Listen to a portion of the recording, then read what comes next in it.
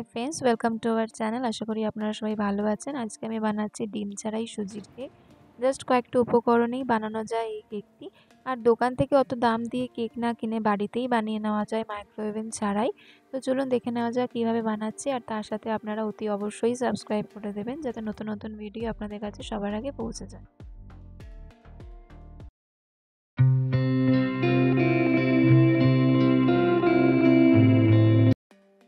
এখানে আমি একটা কাচের বোল নিয়ে নিচ্ছি। তারপর আমি 100 গ্রাম সুজি দিয়ে দিচ্ছি।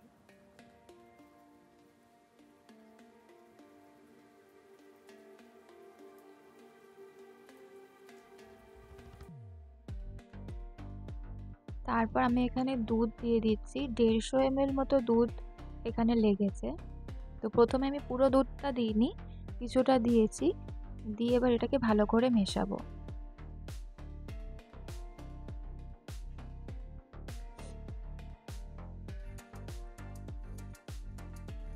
তারপর 10 মিনিটের জন্য এটাকে ঢাকা দিয়ে রাখবো। তারপরে আমি এখানে কিছু আমন্ড বাদাম নিয়ে নিয়েছি আর কিছুটা কাজু বাদাম নিয়ে নিচ্ছি। এটাকে আমি একটুখানি এরকমভাবে কুচি কুচি করে নিয়েছি।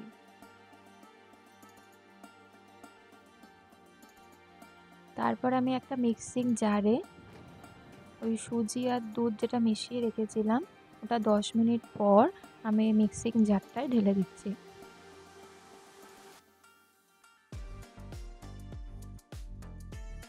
তারপর আমি ওরই মধ্যে 4টে মতো এলাচ টুকরো করে দিয়ে দিচ্ছি।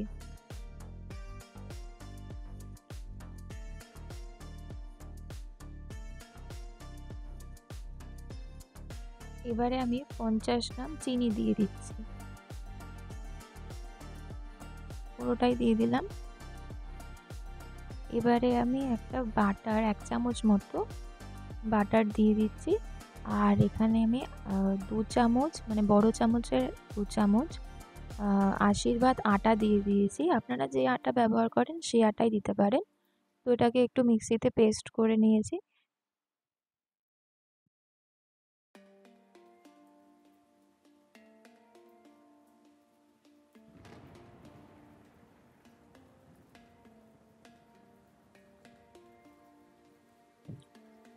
এবারে আমি ওই কাচের যে বোলটা ব্যবহার করেছিলাম ওই বোলটার মধ্যেই এই মিক্সিংটা দিয়ে দিচ্ছি।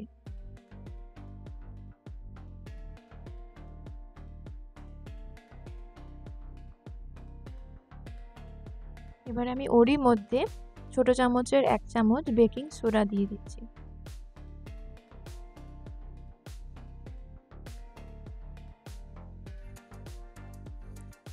এবারে আমি 1 চামচ মতো বাটার একটু গরম করে নিয়েছিলাম।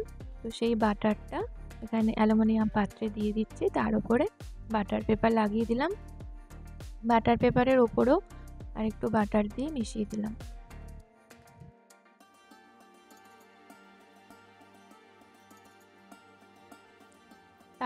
তারপর আমি গার্নিশ করার জন্য যে বাদামগুলো কুচিয়ে রেখেছিলাম সেগুলো একটু দিয়ে দিলাম নিচটাতে সবার ফার্স্টে।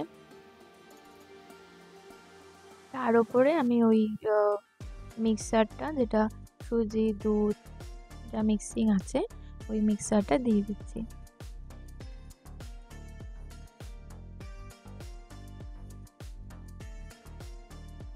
তার উপরে আমি গার্নিশ করার জন্য আবার ওপর থেকে এই বাদাম কুচিগুলো দিয়ে দিলাম।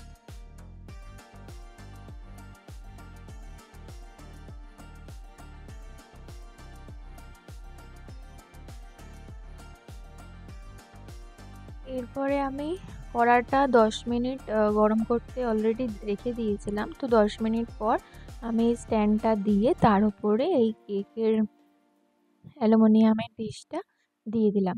দিয়ে এবার ঢাকনা দিয়ে রেখে দিতে হবে প্রায় 1 থেকে 1.5 ঘন্টা মতো। আমি এখানে 40 মিনিট পর একবার জাস্ট খুলেছিলাম। তো তখনও এটা খানিকটা হয়েছিল, কিন্তু খানিকটা হওয়া বাকি ছিল। তো আমি আবার ঢাকনা দিয়ে রেখে দিয়েছিলাম।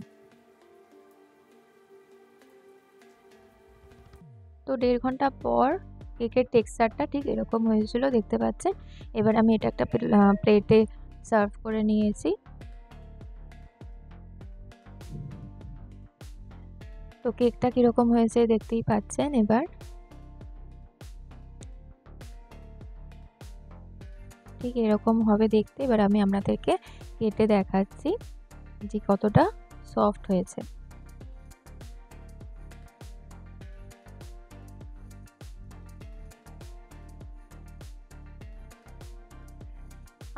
আমাদের যদি এই রেসিপিটা আপনাদের যদি ভালো লেগে থাকে, অতি অবশ্যই আমাকে কমেন্ট করে জানাবেন, আর তার সাথে সাবস্ক্রাইবও করে দেবেন, আর যতটা পারবেন শেয়ার করবেন, লাইক করবেন।